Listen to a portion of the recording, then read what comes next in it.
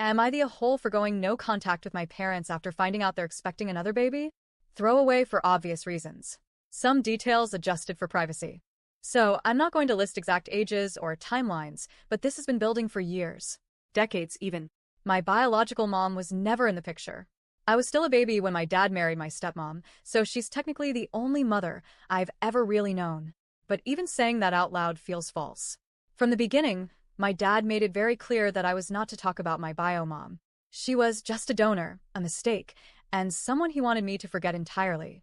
I was coached to call my stepmom mom from the start, even when I didn't feel it.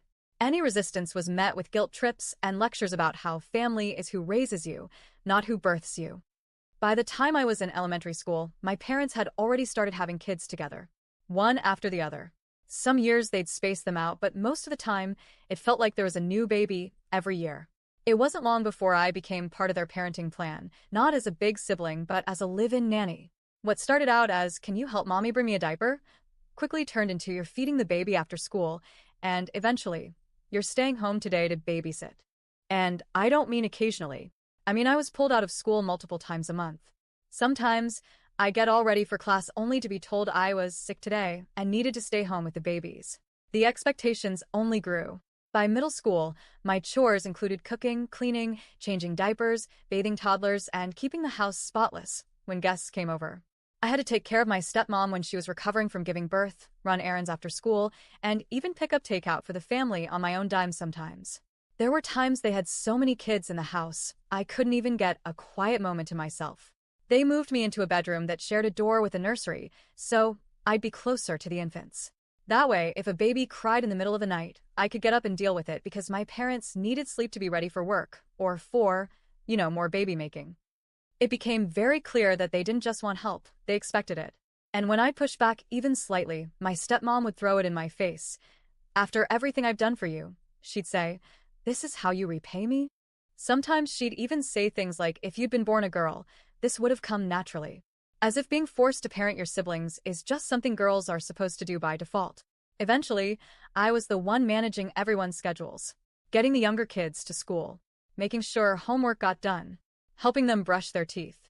I was a child, acting as a third parent in a house I had no say in. When my school attendance started raising red flags, I was pulled into interviews. CPS got involved. For a while, things changed. They went into damage control mode. But once the heat was off, everything went right back to the way it was. I was expected to drop out once I was old enough, but my school stepped in before that could happen. That intervention led to me being placed with extended family. It was the beginning of the end. CPS ordered my parents into parenting classes and therapy. I was forced to attend some of the sessions too. I remember crying during one of them and saying, "They keep having kids they can't take care of. I don't feel safe going back." My stepmom's response? "You're not even mine. You don't get to tell me what to do with my body." After I left their home, I kept some contact, mostly out of obligation. They always talked about wanting to rebuild our family, but nothing ever changed. They never took responsibility. It always came back to how ungrateful I was or how I abandoned them when they needed me. A few weeks ago, I found out my stepmom is pregnant again. Another baby. Another child to be added to the long list of people they'll emotionally neglect and push onto someone else. And something inside me just broke. This was the final straw. I blocked their numbers, stopped answering texts, just completely shut down contact. I didn't even say anything at first, didn't explain, didn't give a warning. I just left. Now they've noticed. The messages are coming in fast. They're saying things like, "You can't walk away from your family," and "All your siblings love and miss you. They need you." My stepmom even left me a voicemail crying, saying she's overwhelmed and can't do this without me. And I feel guilty. Not because I think I'm wrong, but because that guilt was programmed into me for years.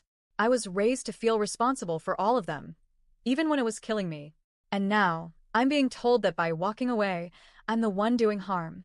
That I'm abandoning a family who loves me. But what kind of love demands that you sacrifice your childhood? What kind of love says, "You're not really mine," and then builds an empire of dependence on your back? So, am I the a-hole for cutting them off and refusing to come back, knowing they're about to bring another child into this mess?